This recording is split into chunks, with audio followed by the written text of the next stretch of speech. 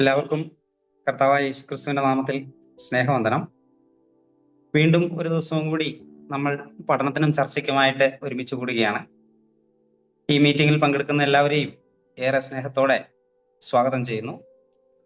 ജീവനും ജീവിതവും പഠന പരമ്പരയിൽ നമ്മൾ ഇന്ന് പഠനത്തിനും ചർച്ചയ്ക്കുമായി എടുക്കുന്ന വിഷയം രക്ഷിക്കപ്പെടലും മതം മാറലും എന്ന വിഷയമാണ്. നമുക്കറിയാം, ഇന്ത്യ പോലൊരു സമൂഹത്തിൽ ജീവിതവുമായിട്ട്, മനുഷ്യ ജീവിതവുമായിട്ട്, രാഷ്ട്രീയവുമായിട്ട്, സാമൂഹ്യ പശ്ചാത്തലവുമായിട്ട് മതം വല്ലാതെ ഇടപഴകി നിൽക്കുന്ന അല്ലെങ്കിൽ ഇഴുകിച്ചേർന്നിരിക്കുന്ന ഒരു സാഹചര്യമാണുള്ളത്. അത്തരമൊരു സാഹചര്യത്തില് മതം മാറൽ എന്നൊക്കെ പറയുന്നത് ദിനവും നമ്മൾ കേൾക്കുന്ന, ചർച്ച ചെയ്യപ്പെടുന്ന വിഷയമാണ്. നമുക്കറിയാം, നമ്മൾ രക്ഷിക്കപ്പെട്ടവരാണ്, എന്നാൽ അതേപോലെ തന്നെ മതം മാറിയവരാണ് എന്നും പറയാനായിട്ട് കഴിയും. കർത്താവായ യേശു ക്രിസ്തുവിനെ രക്ഷിതാവും കർത്താവുമായി സ്വീകരിച്ച് അങ്ങനെ വിശ്വസിച്ച് വേർപെട്ടവരുടെ കൂട്ടത്തെ നമ്മൾ രക്ഷിക്കപ്പെട്ടവരെന്ന് വിളിക്കുമ്പോൾ തന്നെ അതൊരർത്ഥത്തിൽ മതം മാറ്റവും കൂടിയാണ് സംഭവിച്ചിട്ടുള്ളത്.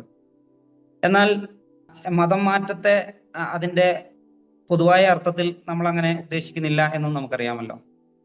എന്നാൽ മതം മാറുക എന്ന് പറയുമ്പോൾ എല്ലാ മതം മാറ്റം എന്ന് പറയുന്ന ആ കാര്യം ഏറ്റവും അനിവാര്യമാണോ? അതുപോലെ തന്നെ ഇങ്ങനെ ഒരു സമൂഹത്തില് അതിന്റെ പ്രായോഗികമായിട്ടുള്ള പ്രത്യാഘാതങ്ങള്, അതിന്റെ വ്യത്യാസങ്ങൾ ഒക്കെ ഏത് മേഖലകളിലൊക്കെ ആയിരിക്കും എന്നൊക്കെയുള്ള നിരവധി വിഷയങ്ങൾ ഇതുമായിട്ട് ചേർന്ന് വരുന്നുണ്ട്. അതുകൊണ്ട് തന്നെ അങ്ങനെ ഒരു പശ്ചാത്തലത്തിലാണ് നമ്മൾ ഈ വിഷയം ചർച്ചയ്ക്ക് എടുക്കുന്നത്.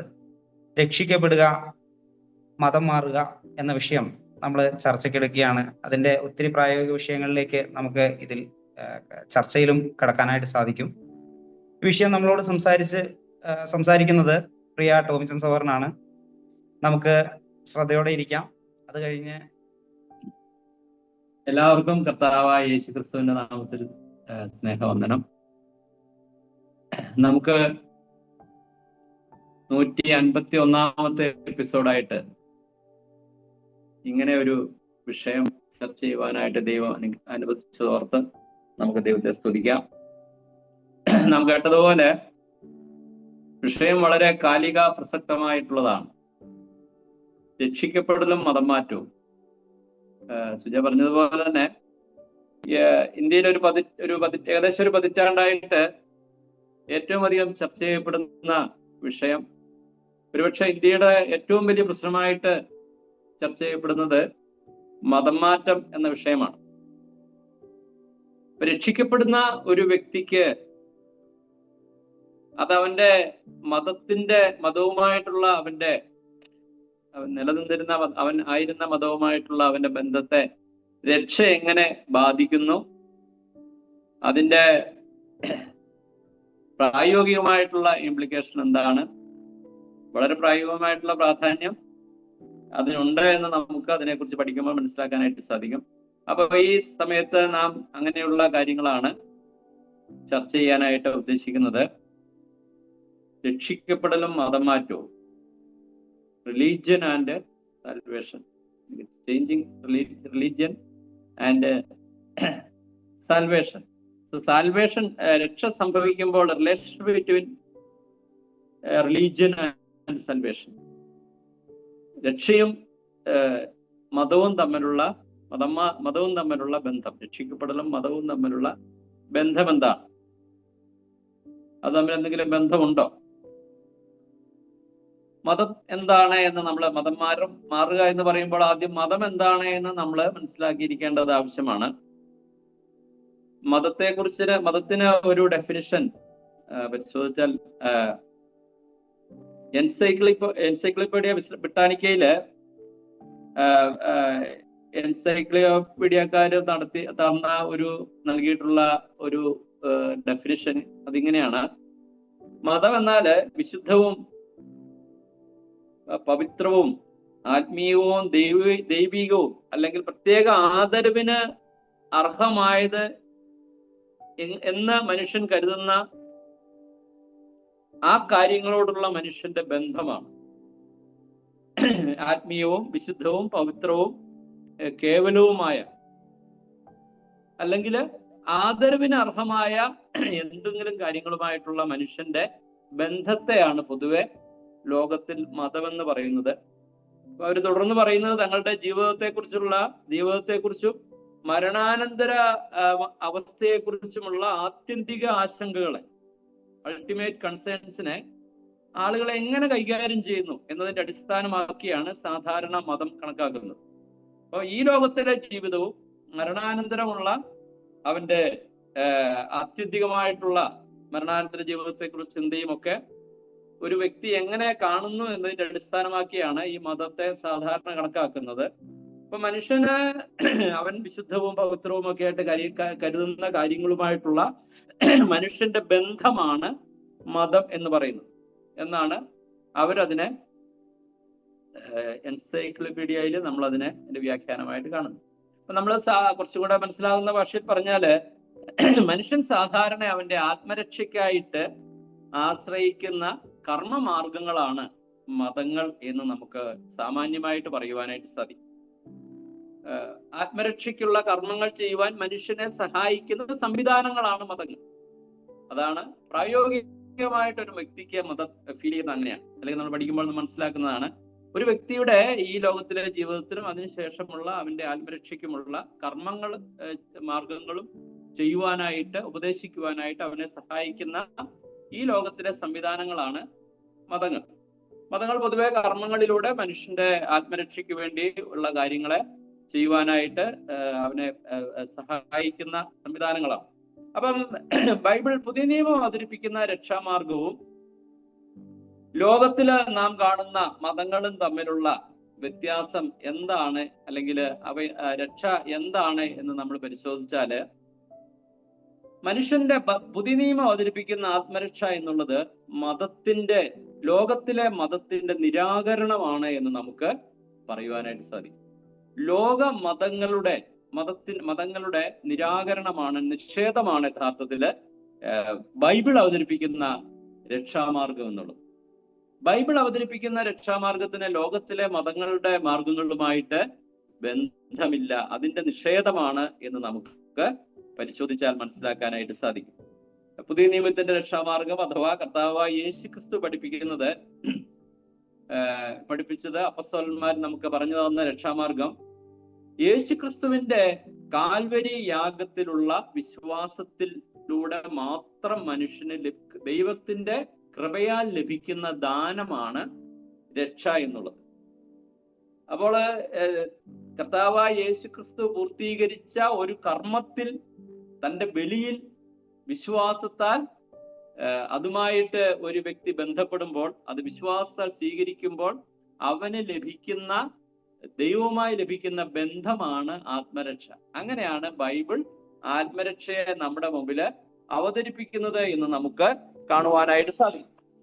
അതാണ് ലോകത്തിന്റെ മതങ്ങളും ബൈബിളിലെ നാം കാണുന്ന രക്ഷാമാർഗവും തമ്മിലുള്ള വ്യത്യാസം. നമ്മള് വളരെ വ്യക്തമായിട്ട് ബൈബിൾ പഠിപ്പിക്കുന്നുണ്ട്. അപ്പസ്തല പ്രവൃത്തികൾ 10-ാം അധ്യായത്തിൽ നമ്മൾ പൗലോസ് വിജാതീയനായ കൊർന്നേലിയോസിനോട് പറയുമ്പോൾ അവൻ വിശ്വസിക്കുന്ന ഏവനും അവന്റെ നാമം മൂലം പാപോചനം ലഭിക്കുമെന്ന് സകല പ്രവാചകന്മാരും സാക്ഷ്യം പറയുന്നു എന്നാണ് നമ്മൾ കാണുന്നത്. വിശ്വാസത്താൽ പാപമോചനം ലഭിക്കുന്നു എന്നാണ് ബൈബിൾ പഠിപ്പിക്കുന്നത്. നമുക്ക് അതുപോലെ റോമാലേഖനം 3:28 നമ്മൾ വായിക്കുന്നത് പ്രവൃത്തി കൂടാതെ വിശ്വാസത്താൽ നീതീകരിക്കുന്നു എന്നാണ് റോമാലേഖനത്തിൽ നാം വായിക്കുന്നത്. രക്ഷ പ്രവൃത്തിയാലല്ല കൃപയാലാണ്, അല്ലെങ്കിൽ കൃപയല്ല. അപ്പൊ ദൈവത്തിന്റെ കൃപയാൽ വിശ്വാസത്താൽ ഒരു വ്യക്തിക്ക് ലഭിക്കുന്ന ദൈവിക ദാനമായിട്ടാണ് പുതിയ നിയമം അല്ലെങ്കിൽ ബൈബിൾ രക്ഷയെ നമ്മുടെ മുമ്പില് അവതരിപ്പിക്കുന്നത്. എന്നാൽ മതങ്ങൾ അവതരിപ്പിക്കുന്ന ലോകത്തിലെ സാധാരണ മതങ്ങൾ അവതരിപ്പിക്കുന്ന രക്ഷാമാർഗം എന്നുള്ളത്, അല്ലെ ആത്മരക്ഷയെ കുറിച്ച് പഠിപ്പിക്കുന്നത് നമുക്കറിയാവുന്നതുപോലെ വ്യക്തിപരമായ പരിശ്രമങ്ങളും സൽപ്രവർത്തികളും ആചാരങ്ങളും പിന്തുടരുക എന്നുള്ള അതിന്റെ അടിസ്ഥാനത്തിലുള്ള രക്ഷയായിട്ടാണ് ലോകത്തിലെ മതങ്ങൾ അവതരിപ്പിക്കുന്നത്. എന്നാൽ ബൈബിൾ പറയുന്നത് അത് ദൈവത്തിൽ നിന്ന് ലഭിക്കുന്ന സൗജന്യമായിട്ടുള്ള ഒരു ദാനം എന്ന രീതിയിലാണ് അത് അവതരിപ്പിക്കുന്നത്. അത് നമുക്ക് എല്ലാവർക്കും അറിയാവുന്ന കാര്യമാണ്. കൃപയാൽ വിശ്വാസത്തിലൂടെയാണ് രക്ഷ. പാപമോചനം ലഭിക്കുന്നത് കാൽവരി ക്രൂശിൽ കർത്താവ് നിർവഹിച്ച യാഗത്തിന്റെ വിശ്വാസത്തിന്റെ അടിസ്ഥാനത്തിൽ ഏത് പാപിക്കും അവന്റെ പാപത്തിൽ നിന്ന് മോചനം കിട്ടും. ദൈവത്തിങ്കിലേക്കുള്ള ഏക മാർഗം യേശുക്രിസ്തു എന്ന വ്യക്തിയാണ്. മരിച്ച് ഉയർത്തെഴുന്നേറ്റ യേശുക്രിസ്തു എന്ന ഏക മധ്യസ്ഥനിലൂടെ മാത്രമേ നമുക്ക് പാപമോചനം ലഭിക്കുക ഉള്ളൂ എന്നാണ് ബൈബിൾ പഠിപ്പിക്കുന്നത്.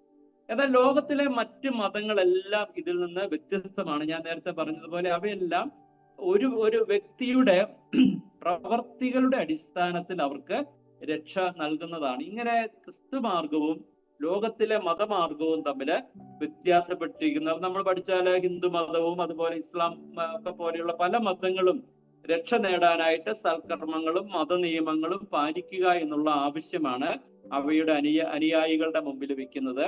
പ്രത്യേകിച്ച് ഹിന്ദുമതം, ബുദ്ധമതം പോലെയുള്ള മതങ്ങള് അങ്ങനെ പുനർജന്മ ചക്രത്തിൽ, ഒരു സൈക്കിൾ ഓഫ് ഇൻകാർണേഷനിൽ വിശ്വസിക്കുന്നവരാണ്. ഒരാൾക്ക് ഒന്നിലധികം ജന്മങ്ങളിലൂടെ പാപങ്ങൾക്ക് മോചനം തേടി അങ്ങനെ രക്ഷയിലേക്ക് പോകാം എന്നാണ് ലോകത്തിലെ മതങ്ങൾ പഠിപ്പിക്കുന്നത്. അപ്പോൾ അത് നമ്മൾ ബൈബിൾ പഠിപ്പിക്കുന്ന രക്ഷാമാർഗം, അല്ലെ രക്ഷിക്കപ്പെടുക എന്നത് ബൈബിൾ പറയുന്ന ആത്മരക്ഷയും ലോകത്തിലെ മതങ്ങൾ മുന്നോട്ട് വയ്ക്കുന്ന ആത്മരക്ഷയും നാം പരിശോധിച്ചാൽ അവ രണ്ടും രണ്ട് മാർഗങ്ങളാണ്. ഒന്ന് വിശ്വാസത്തിന്റെ മാർഗവും ദൈവം ദാനമായി വിശ്വാസത്താൽ നൽകുന്ന, കൃപയിൽ നൽകുന്ന ദൈവിക ദാനമായിരിക്കുമ്പോൾ മറ്റത് നമുക്കറിയാവുന്നതുപോലെ ഒരു വ്യക്തി അവന്റെ പരിശ്രമത്താൽ മതനിയമങ്ങൾ അനുസരിച്ച്, മതകർമ്മങ്ങൾ അനുസരിച്ച് നേടിയെടുക്കുന്നതാണ്. ഈ അർത്ഥത്തിൽ രക്ഷ എന്നുള്ളത് മതവുമായിട്ടുള്ള ലോകത്തിലെ മതവുമായിട്ടുള്ള വളരെ വ്യത്യാസമുള്ളതും താനായിരുന്ന മതത്തിന്റെ നിരാകരണവുമാണ് യഥാർത്ഥത്തിൽ രക്ഷ എന്ന് നമുക്ക് കാണാനായിട്ട് സാധിക്കും. എന്നാൽ ക്രിസ്തു മതവും രക്ഷയും തമ്മിൽ അല്ലെങ്കിൽ പരമ്പരാഗത ക്രിസ്തീയ സഭകളും ബൈബിൾ പഠിപ്പിക്കുന്ന രക്ഷാമാർഗവും തമ്മിലുള്ള ബന്ധവും നാം പരിശോധിച്ചു നോക്കേണ്ടതാണ്. അപ്പോൾ മതങ്ങൾ എന്ന് പറയുമ്പോൾ ക്രിസ്തു മതം രക്ഷയുമായിട്ട് എങ്ങനെ ബന്ധപ്പെട്ടിരിക്കുന്നു എന്നുള്ളതും നാം പരിശോധിച്ചു നോക്കേണ്ടത് ആവശ്യമാണ്. അപ്പൊ ക്രിസ്തു മതം എന്നതുകൊണ്ട് നാം സാധാരണ പറയുമ്പോൾ ഉദ്ദേശിക്കുന്നത് പരമ്പരാഗത ക്രിസ്തീയ സഭകളുടെ സമൂഹത്തെയാണ് പ്രധാനമായിട്ട് ഉദ്ദേശിക്കുന്നത്. ക്രിസ്തു വിശ്വസിക്കുന്ന എല്ലാവരെയും അത് ഉൾക്കൊള്ളുമ്പോൾ തന്നെ പ്രാഥമികമായിട്ടും ക്രിസ്തു മതം പ്രദാനം ചെയ്യുന്നത് പരമ്പരാഗത ക്രിസ്തീയ സഭകളുടെയാണ്. അപ്പോൾ പുതിയ നിയമം അവതരിപ്പിക്കുന്ന രക്ഷാമാർഗവും പരമ്പരാഗത ക്രിസ്തീയ സഭകൾ മുന്നോട്ട് അവതരിപ്പിക്കുന്ന രക്ഷയും തമ്മില് വളരെ വ്യത്യാസമുണ്ട് എന്ന് നമുക്ക് കാണാൻ സാധിക്കും. പുതിയ നിയമം അവതരിപ്പിക്കുന്ന രക്ഷാമാർഗം വിശ്വാസം മാത്രം എന്നതിന് ഊന്നൽ നൽകുമ്പോൾ പരമ്പരാഗത ക്രിസ്തീയ സഭകൾ അഥവാ ആ അർത്ഥത്തിൽ ക്രിസ്തു മതം പഠിപ്പിക്കുന്നത് വിശ്വാസത്തോടൊപ്പം സൽപ്രവൃത്തികളും കൂദാശകളും ആചാരങ്ങളും അനുഷ്ഠിച്ചുകൊണ്ട് രക്ഷ നേടുക, ഇവയെല്ലാം രക്ഷയ്ക്ക് ആവശ്യമായ ഘടകങ്ങൾ ആയിട്ട് അവ സ്വീകരിച്ചിട്ടുണ്ട് എന്ന് നമുക്ക് മനസ്സിലാക്കുവാനായിട്ട് സാധിക്കും. അപ്പോൾ പരമ്പരാഗത ക്രിസ്തീയ സഭകളുടെ ആത്മരക്ഷയെ കുറിച്ചുള്ള പഠിപ്പിക്കലുകൾ നാം പരിശോധിച്ചാല് ലോകത്തിലുള്ള പ്രധാനമായിട്ട് റോമൻ കത്തോലിക്ക, ഓർത്തഡോക്സ് ക്രിസ്തീയ സഭാ വിഭാഗങ്ങള് അവരുടെ കൂദാശകളിലൂടെ കൃപകൾ സ്വീകരിക്കുക എന്നുള്ള മാർഗമാണ് അവർ സാധാരണയായിട്ട് പഠിപ്പിക്കുന്നത്. ദൈവത്തിന്റെ കൃപകൾ കൂദാശകളിലൂടെ സ്വീകരിക്കുക എന്നുള്ളതാണ്.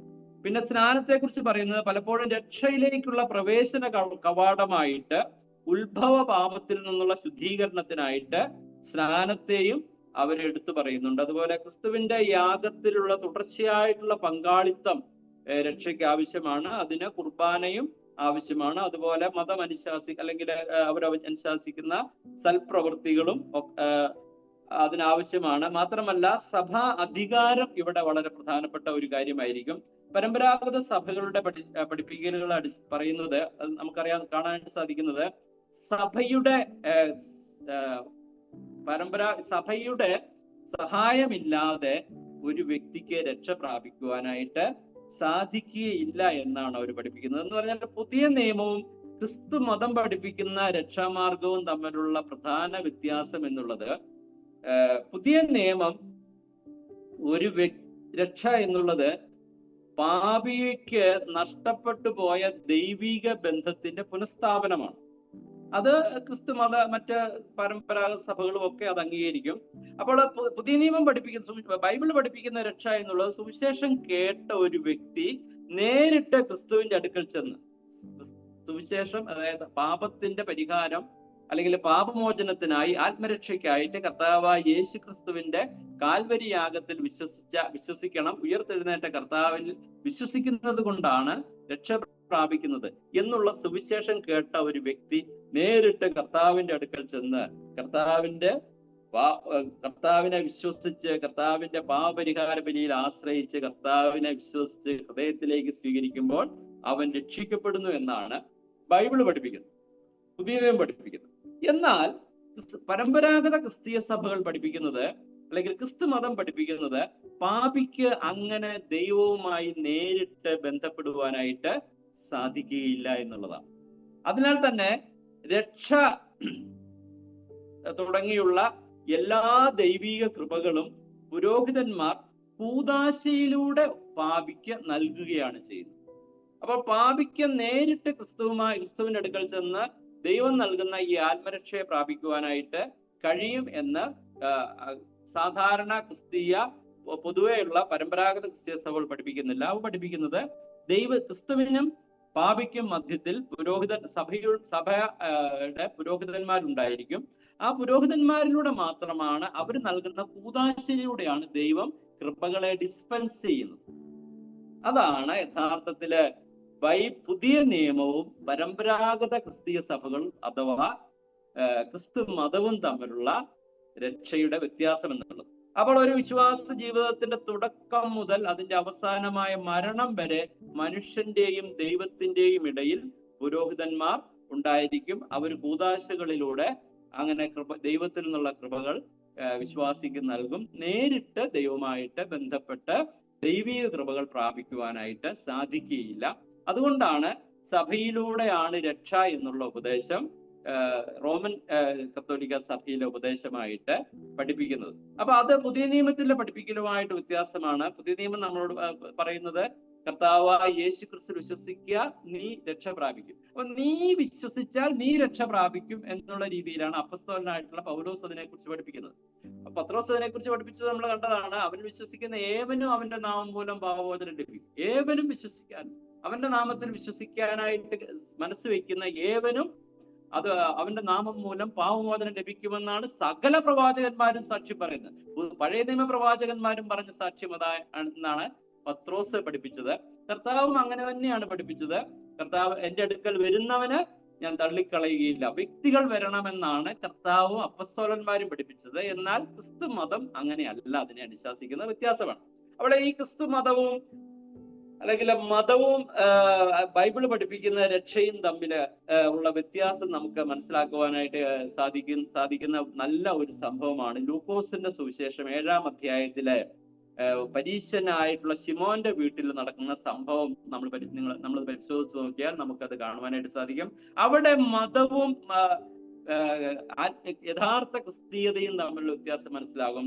അപ്പോൾ മതം എന്നുള്ളത് ഒരു ആചാരങ്ങൾ അല്ലെങ്കിൽ ഒരു ഫോർമലായിട്ടുള്ള കാര്യമാണെന്നും യഥാർത്ഥ ക്രിസ്തീയത എന്ന് പറഞ്ഞാൽ ക്രിസ്തുവുമായിട്ടുള്ള വ്യക്തിബന്ധമാണ് എന്ന് നമുക്ക് ലൂക്കോസിന്റെ സുവിശേഷം 7-ാം അധ്യായത്തില് പരീശനായ ശിമോന്റെ വീട്ടിൽ കർത്താവ് പങ്കെടുക്കുന്ന വിരുന്നിൽ സംഭവിച്ച സംഭവത്തെ നമുക്ക് മനസ്സിലാക്കാൻ സാധിക്കും. ആ സംഭവത്തിൽ നാം കാണുന്നത് ആ പട്ടണത്തിലെ പാപിനിയായ ഒരു സ്ത്രീ കർത്താവ് ശിമോന്റെ വീട്ടിലെ ഭക്ഷണത്തിന് ഇരിക്കുന്നത് അറിഞ്ഞ് ആ ശിമോന്റെ വീട്ടിൽ വന്ന് ഒരു വെൺകൽ ഭരണി പരിമള തൈലം കൊണ്ടുവന്ന് കർത്താവിന്റെ കാൽക്കൽ ഇരുന്ന് കരഞ്ഞ് കണ്ണുനീര് കൊണ്ട് അവന്റെ കാല് നനച്ച് തലമുടി കൊണ്ട് തുടച്ച് കാല് ചുംബിച്ച് തൈലം പൂശി.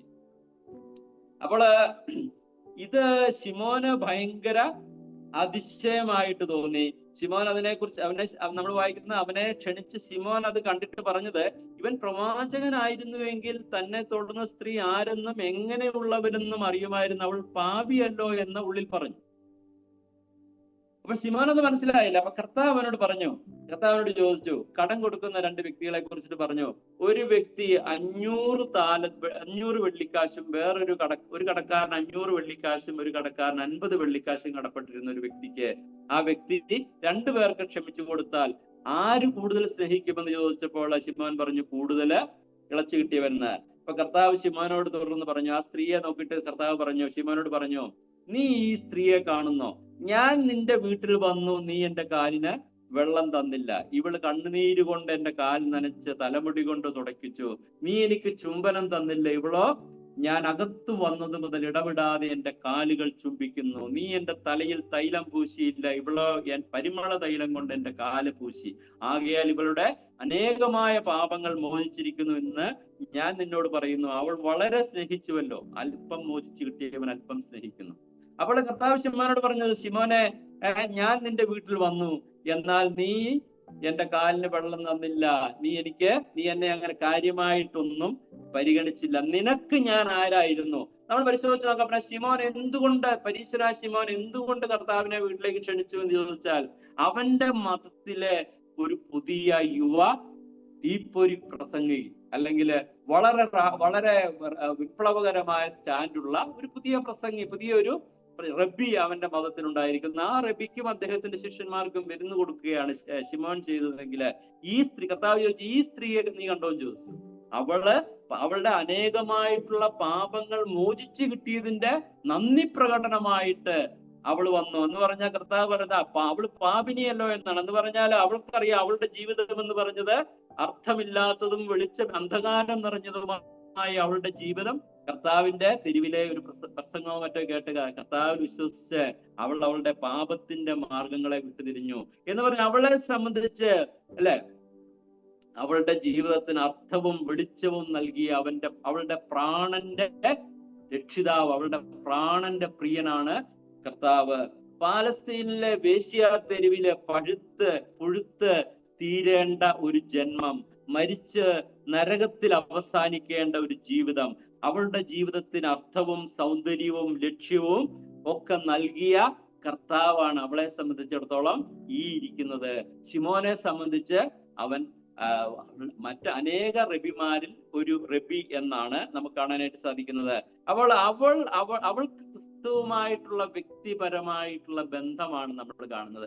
ഇതാണ് യഥാർത്ഥത്തില് പുതിയ നിയമം നമ്മുടെ മുമ്പിലേക്ക് അവതരിപ്പിക്കുന്ന രക്ഷ. അത് ക്രിസ്തുവുമായിട്ടുള്ള രക്ഷയാണ്. പൗലോസ് അങ്ങനെയാണല്ലോ പറഞ്ഞത്. ഗലാത്യലേഖനം 2:20 നമ്മൾ വായിക്കുന്നത്, ഞാൻ ക്രിസ്തുവിനോടുകൂടെ ക്രൂശിക്കപ്പെട്ടിരുന്ന് ജീവിക്കുന്നത് ഞാനല്ല, ക്രിസ്തു അത്ര എന്നിൽ ജീവിക്കുന്നത്. ഇപ്പോൾ ഞാൻ ജഡത്തിൽ ജീവിക്കുന്നതോ എന്നെ സ്നേഹിച്ച് എനിക്ക് വേണ്ടി തന്നെത്താൻ ഏൽപ്പിച്ചു കൊടുത്ത ക്രിസ്തുയേശുവിലുള്ള വിശ്വാസത്തിൽ ജീവിക്കുന്നു. അപ്പം കർത്താവിനോടുള്ള വ്യക്തിപരമായിട്ടുള്ള ബന്ധം, എനിക്ക് വേണ്ടി മരിച്ച ക്രിസ്തു, കർത്താവിന്റെ കാൽവരി ക്രൂശിലെ മരണം അത് എന്റെ പകരമാണെന്ന് വിശ്വസിച്ച് കർത്താവിന്റെ മുമ്പിൽ സമർപ്പിച്ച കർത്താവ് ജീവിക്കുക, ക്രിസ്തു എന്നിലൂടെ ജീവിക്കുന്നു എന്നാണ് പൗലോസ് പറഞ്ഞത്. അപ്പം മതങ്ങളുടെ അല്ലെങ്കിൽ ആചാരങ്ങളുടെ അനുഷ്ഠാനങ്ങളും ഒക്കെ ഉള്ള ഒരു മതത്തില് അംഗത്വം എടുക്കുക എന്നുള്ളതാണ് യഥാർത്ഥത്തിൽ മതങ്ങൾ അവരുടെ അനുയായികൾക്ക് നിർദ്ദേശിക്കുമ്പോൾ പുതിയ നിയമം പറയുന്നത് ക്രിസ്തു മനുഷ്യന്റെ പ്രശ്നം എന്നുള്ളത് ഒരു പ്രസ്ഥാനത്തിലെ അംഗത്വം നഷ്ടപ്പെട്ടു പോയതല്ല, ദൈവവുമായിട്ടുള്ള വ്യക്തിബന്ധം നഷ്ടപ്പെട്ടു പോയതാണ്. അതിന്റെ പുനഃസ്ഥാപനമാണ് രക്ഷ എന്നാണ്. അപ്പോൾ അതിന് ആത്മരക്ഷയും മതങ്ങളും തമ്മില് ബന്ധമില്ല എന്ന് നമുക്ക് കാണാം. ലോകത്തിലെ മതങ്ങളും ബൈബിൾ അവതരിപ്പിക്കുന്ന ആത്മരക്ഷയും തമ്മില് യാതൊരു പരസ്പര ബന്ധവുമില്ല. മാത്രമല്ല മതത്തിന്റെ നിരാശമാണ് യഥാർത്ഥത്തില് രക്ഷ എന്ന് നമുക്ക് പറയുവാനായിട്ട് സാധിക്കും. മതങ്ങളിലുള്ള ആശ്രയം വിട്ട് താനായിരുന്ന മതമോ പ്രസ്ഥാനങ്ങളിലോ കൂടെയൊന്നും തനിക്ക് ആത്മരക്ഷ ലഭിക്കുകയില്ല എന്ന് മനസ്സിലാക്കി കർത്താവായ യേശു ക്രിസ്തുവിൽ വ്യക്തിപരമായിട്ട് അവന്റെ കാൽവരി യാഗത്തിൽ പാവമോചനം കണ്ടെത്തി കർത്താവിനെ വിശ്വസിച്ച് മുന്നോട്ട് വരുമ്പോഴാണ് ഒരു വ്യക്തിക്ക് ആത്മരക്ഷ ലഭിക്കുന്നത്. അത് വ്യക്തിപരമായ ബന്ധമാണ്.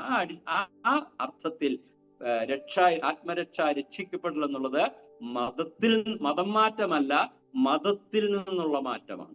മതത്തിന്റെ ആശ്രയത്തിൽ നിന്നുള്ള മാറ്റമാണ്. അത് ഒരു വിധത്തിൽ മതത്തിന്റെ നിഷേധം തന്നെയാണ് എന്ന് നമുക്ക് ആ അർത്ഥത്തിൽ പറയാനായിട്ട് സാധിക്കും. ലോകത്തിലെ മതപ്രസ്ഥാനങ്ങളുമായിട്ട് ഒരു മതത്തിൽ നിന്ന് വേറൊരു മതത്തിലേക്ക് വരുന്നതല്ല, മതങ്ങളെ തന്നെ നിഷേധിച്ച് മതങ്ങളുടെ ഉള്ള ആശ്രയത്തെ വിട്ടുകളയുന്നതാണ് രക്ഷ എന്ന് നമുക്ക് പുതിയ നിയമം പരിശോധിക്കുമ്പോൾ മനസ്സിലാക്കാനായിട്ട് സാധിക്കും. അത് അതിന്റെ ഒന്നാമത്തെ കാര്യമായിട്ടിരിക്കുമ്പോൾ, എന്നാൽ ആത്മരക്ഷ എന്നുള്ളത് ക്രിസ്തു മതത്തിന്റെ ഭാഗമായിട്ടൊരു വ്യക്തി ബന്ധപ്പെടുന്നതാണ്, അല്ലെങ്കിൽ രക്ഷ എന്നുള്ളത് ക്രിസ്തു മതത്തിന്റെ ഒരു ഭാഗമായിട്ട് തീരുന്നതാണ് എന്ന് തുടർന്ന് നമ്മൾ പരിശോധിക്കുമ്പോൾ കാണാനായിട്ട് സാധിക്കും. രക്ഷിക്കപ്പെട്ട ഒരു വ്യക്തി മതം എല്ലാ ക്രിസ്തു മതത്തിൽ ജനിച്ചു വളർന്ന വ്യക്തിയാണെങ്കിലും മറ്റേത് മതത്തിൽ ജനിച്ചു വളർന്ന വ്യക്തിയാണെങ്കിലും അതിന്റെ മാർഗങ്ങൾ, അത് ബൈബിളിൽ നിന്നുള്ള വ്യത്യസ്തമായിട്ടുള്ള മാർഗങ്ങൾ പഠിപ്പിക്കുന്ന ഏത് പ്രസ്ഥാനവും അതിൻ്റെ ആശ്രയവും മാറ്റിവെച്ച് കർത്താവിൽ വ്യക്തിപരമായിട്ട് വിശ്വസിക്കുന്നതാണ് ആത്മരക്ഷ. എന്നാൽ രക്ഷിക്കപ്പെട്ട ശേഷം നമുക്കറിയാം, ഈ രക്ഷിക്കപ്പെട്ട സമൂഹം അതിന്റെ മുന്നോട്ടുള്ള ഗമനത്തിൽ, രക്ഷിക്കപ്പെട്ട വിശ്വാസി അതിന്റെ മുന്നോട്ടുള്ള ഗമനത്തില് സമൂഹത്തില് എവിടെയെങ്കിലുമൊക്കെ അടയാളപ്പെടുത്തേണ്ടതായിട്ടുണ്ട്. അപ്പൊ നമുക്കറിയാം, സമൂഹത്തില് അടയാളപ്പെടുത്തപ്പെടാതെ വ്യക്തികൾക്ക് സമൂഹത്തിൽ ജീവിക്കുവാനായിട്ട് സാധിക്കുകയില്ല. കർത്താവ് വിശ്വസിക്കുമ്പോൾ ഒരു വ്യക്തി സ്വർഗീയ പൗരനായി തീരുമ്പോൾ തന്നെ പൗലോസ് അതിനെക്കുറിച്ച് പറയുന്ന റോമിന്റെ സിറ്റിസൺ ആണ് എന്നാണ്. അപ്പോൾ നമുക്കറിയാവുന്നതുപോലെ രക്ഷിക്കപ്പെട്ട വിശ്വാസികൾ ഈ ലോകത്തിൽ ആണ് ജീവിക്കുന്നത്. അപ്പോൾ ഈ ലോകത്തിൽ ജീവിക്കുമ്പോൾ ഈ ലോകത്തില് ആ സമൂഹം അടയാളപ്പെടുത്തപ്പെടേണ്ടതുണ്ട്. ക്രിസ്തീയ മാർഗത്തില് ഇത് എവിടെയാണ് അടയാളപ്പെടുത്തപ്പെട്ടത് എന്ന് നമുക്ക് പരിശോധിച്ചാല്, ക്രിസ്തു മാർഗത്തിന്റെ ഇൻസിപ്പിയന്റ് സ്റ്റേജിൽ, അതിന്റെ പ്രാരംഭ ദശയിൽ തന്നെ അതിനെ ഒരുവിധം സമൂഹത്തിൽ അടയാളപ്പെടുത്തപ്പെടുവാനുള്ള ശ്രമം നടക്കുന്നതായിട്ട് നമുക്ക് കാണാൻ സാധിക്കും. ആദ്യ ഘട്ടത്തിൽ തന്നെ ഈ അടയാളപ്പെടുത്തല് നടക്കുന്നുണ്ട്. അതിന്റെ പ്രാരംഭ ദശയിലെ ക്രിസ്തുമതം അല്ലെങ്കിൽ ക്രിസ്തു മാർഗം അല്ലെങ്കിൽ ക്രിസ്തീയത അടയാളപ്പെടുത്തപ്പെട്ടത് മാർഗം എന്ന പേരിലാണ്. ക്രിസ്ത്യാനികളെ, യേശുക്രിസ്തുവിന്റെ അനുയായികളെ മാർഗക്കാർ, നസ്രായന്റെ മാർഗക്കാർ അഥവാ വെറും മാർഗക്കാരെന്നാണ് അവിടെ വിളിച്ചത്. കാരണം കർത്താവ് വഴിയാണ് എന്നുള്ള കാര്യം എംഫസൈസ് ചെയ്ത് അവർ പ്രസംഗിച്ച് കാണുമായിരിക്കാം. ഇപ്പൊ നമ്മൾ രക്ഷിക്കപ്പെട്ട സഭക്കാരെന്നൊക്കെ പറയുന്ന രക്ഷിക്കപ്പെടലിനെ കുറിച്ച് ഊന്നി പറഞ്ഞു കഴിയുമ്പോൾ ആ സഭയ്ക്ക് നാട്ടുകാർ രക്ഷിക്കപ്പെട്ട സഭ എന്ന് പേര് കൊടുക്കുന്നത് പോലെ ആദ്യ കാലഘട്ടങ്ങൾ, സഭയുടെ ആദ്യ ദശയില് അതിനെ മാർഗക്കാർ എന്നാണ് വിളിച്ചത്.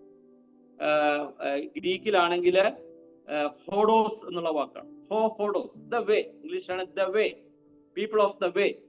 ഗ്രീക്കിലാണെങ്കിൽ ഹോഡോസ് എന്നുള്ള വാക്കിലാണ് അവര് അറിയപ്പെട്ടിരുന്നത്. അപ്പൊ നമുക്ക് ചില വാക്യങ്ങൾ വായിച്ചു നോക്കാം. അപ്പോസ്തലപ്രവൃത്തി 9:2 നമ്മൾ വായിച്ചാൽ, ദമാസ്കസിൽ ഈ മാർഗക്കാരായ വല്ല പുരുഷന്മാരെയോ സ്ത്രീകളെയോ കണ്ടാൽ അവരെ പിടിച്ചു കെട്ടി യെരുശലേമിലേക്ക് കൊണ്ടുവരത്തക്കവണ്ണം അവിടുത്തെ പള്ളികളോട് അധികാരപത്രം വാങ്ങിയെന്ന് നമ്മൾ പൗലോസിനെ കുറിച്ച് വായിക്കുന്നത്. അപ്പോൾ ഈ മാർഗക്കാര്, people of the way, anywhere of the way, അല്ലെ, that if he found any who were of the way, അതാണ് ഇംഗ്ലീഷ് വായിച്ചാൽ വളരെ വ്യക്തമാണ്. Paulose, so that if he found any who were of the way, മാർഗക്കാരായിട്ട് ആരെങ്കിലും ഉണ്ടെ പിടിക്കാനാണ്. തുടർന്ന് നമ്മൾ വായിക്കുമ്പോൾ 19:9 വായിക്കുന്നത്, എന്നാൽ ചിലർ കഠിനപ്പെട്ട് അനുസരിക്കാതെ പുരുഷാരത്തിന് മുമ്പാകെ ഈ മാർഗത്തെ ദുഷിച്ചപ്പോൾ അവൻ അവരെ വിട്ട് ശിഷ്യന്മാരെ വേർതിരിച്ചു തുറന്നോസിന്റെ പാഠശാലയിൽ ദിനം പ്രതി സമ്പാദിച്ചു പോകുന്നു എന്നാണ് എഫെസോസിലെ പ്രവർത്തനങ്ങളെ കുറിച്ച് വായിക്കുന്നത്. ഈ മാർഗത്തെ ദുഷിച്ചു, spoken evil of the way before the multitude. ഈ മാർഗത്തെ മറ്റുള്ളവരുടെ മുമ്പിൽ ദുഷിച്ചു എന്നാണ്. അപ്പൊ മാർഗം എന്നാണ് അതിനറിയപ്പെട്ടിരുന്നത്. 22:4 നമ്മൾ വായിക്കുന്നുണ്ട്, ഞാൻ പുരുഷന്മാരെയും സ്ത്രീകളെയും പിടിച്ചുകെട്ടി തടവിലേൽപ്പിച്ചും ഈ മാർഗക്കാരെ കൊല്ലുവാനും മടിക്കാതെ ഉപദ്രവിച്ചു പോകുന്നു. I persecuted this way to the death. ഈ മാർഗക്കാരെ, അല്ലെ, ഈ മാർഗത്തെ ഞാൻ ഉപദ്രവിച്ചു എന്നാണ് നമ്മള് വായിക്കുന്നത്. അപ്പൊ നമുക്കത് 24:14 നമുക്ക് ഈ കാണാനായിട്ട് സാധിക്കും. പൗലോസ് പറഞ്ഞു, എന്നാൽ ഞാൻ ഒന്നും സമ്മതിക്കുന്ന മതഭേദം എന്ന് ഇവർ പറയുന്ന മാർഗപ്രകാരം ഞാൻ പിതാക്കന്മാരുടെ ദൈവത്തെ ആരാധിക്കുന്നു. അപ്പൊ മാർഗക്കാരെന്ന് പൗലോസ് തന്നെ ഇതിനെ അഭിസംബോധന ചെയ്യുന്നതായിട്ട് നമുക്ക് കാണാൻ സാധിക്കും. നമ്മളുടെ നാട്ടിലും മതം മാറുന്ന ക്രിസ്തീയ മാർഗത്തിലേക്ക് വരുന്നവരെ മാർഗം ചേർന്നവർ എന്ന് വിളിക്കുന്നതാണ്. അടുത്ത കാലം വരെ മാർഗം ചേർന്നവർ എന്ന്, അല്ലെ, മാർഗവാസികൾ, മാർഗം ചേർന്നവർ എന്നൊക്കെ നസ്രാണികളെ വിളിച്ചിരുന്നു. പുതിയതായിട്ട് മതത്തിൽ വരുന്നവരെ മാർഗം ചേർന്നവർ എന്ന് വിളിക്കുമായിരുന്നു. അപ്പൊ മാർഗം എന്നുള്ളത് ക്രിസ്തീയ മാർഗത്തെ, ക്രിസ്തീയ രക്ഷിക്കപ്പെട്ടവരെ സമൂഹത്തിൽ അടയാളപ്പെടുത്തിയത് അങ്ങനെയാണ് ആദ്യം എന്ന് നമുക്ക് കാണാൻ സാധിക്കും. എന്നാൽ അത് മാത്രമല്ല, പിന്നീട് അല്ലെങ്കിൽ ഇതേ സമയത്ത് തന്നെ ക്രിസ്ത്യാനികൾ വേറൊരു അല്ലെങ്കിൽ ഈ രക്ഷ പ്രാപിച്ചവർ വേറൊരു പേരിൽ അറിയപ്പെട്ടിരുന്നു. അത് ഞാൻ പറഞ്ഞ ക്രിസ്ത്യാനികൾ എന്ന പേരിലാണ്. നിങ്ങൾക്ക് അറിയാവുന്നതുപോലെ അത് അന്ത്യോക്യയിൽ വെച്ചാണ് സംഭവിച്ചത്. പ്രധാനമായിട്ടും ഈ പേരുകളൊക്കെ അല്ലെങ്കിൽ ഈ അടയാളപ്പെടുത്തൽ നടത്തുന്നത് മറ്റുള്ളവരാണ്. ഇവിടെ നമ്മളെ 11:26 നമ്മൾ വായിക്കുന്നത് അന്ത്യോക്യയിൽ വെച്ച് ശിഷ്യന്മാർക്ക് ക്രിസ്ത്യാനികൾ എന്ന് പേരുണ്ടായി എന്നാണ്. And the disciples were called Christians in Antioch. അന്ത്യോക്യയിലുള്ളവർ ഈ ക്രിസ്തുവിന്റെ അനുയായികളെ ക്രിസ്ത്യാനികൾ, ക്രിസ്ത്യൻസ്, ക്രിസ്ത്യാനോസ് എന്നാണ് ഗ്രീക്കിൽ അത് പറഞ്ഞത്. ക്രിസ്ത്യൻസ് അല്ലെങ്കിൽ ഫോളോവേഴ്സ് ഓഫ് ക്രൈസ്റ്റ്, ക്രിസ്ത്യാനോസ് എന്നുള്ള പേരിലാണ് അന്ത്യോക്യയിൽ വെച്ചിട്ട് ഈ കൂട്ടര് അറിയപ്പെട്ടത്. ഇവിടെ നമ്മള് പൗലോസിനോട് പറയുന്നുണ്ട്, ഞാൻ അഗ്രിപ്പ പൗലോസിനോട് 26 ഞാൻ ക്രിസ്ത്യാനിയായി തീരുവാൻ തക്കവണ്ണം നീ എന്നെ അല്പം കൊണ്ട് സമ്മതിപ്പിക്കുന്നു എന്ന് പറഞ്ഞു. അപ്പോൾ ക്രിസ്ത്യാനി എന്നുള്ള ഒരു വിളിപ്പേര് അങ്ങനെ അഗ്രിപ്പാവിന് ക്രിസ്ത്യാനികളെ കുറിച്ച് അറിയാമായിരുന്നു. ഞാൻ എന്നെ ക്രിസ്ത്യാനിയാക്കാൻ പോവുകയാണ്. അന്ത്യോക്യയിലുള്ളവർ അത് വിളിച്ചു, അഗ്രിപ്പാവ് അതിനെ കുറിച്ച് വിളിക്കുന്നുണ്ട്. മാത്രമല്ല പത്രോസ് തന്നെ ഈ പേര് വിശ്വാസികളെ വിളിക്കുന്നതായിട്ട് നാം കാണുന്നുണ്ട്. 1 പത്രോസ് 4:16 ക്രിസ്ത്യാനിയായിട്ട് കഷ്ടം സഹിക്കേണ്ടി വന്നാലും ലജ്ജിക്കരുത്, ഈ നാമം ധരിച്ച് ദൈവത്തെ മഹത്വപ്പെടുത്തിയത്ര വേണം. അപ്പൊ ഈ നാമം ധരിക്കുക,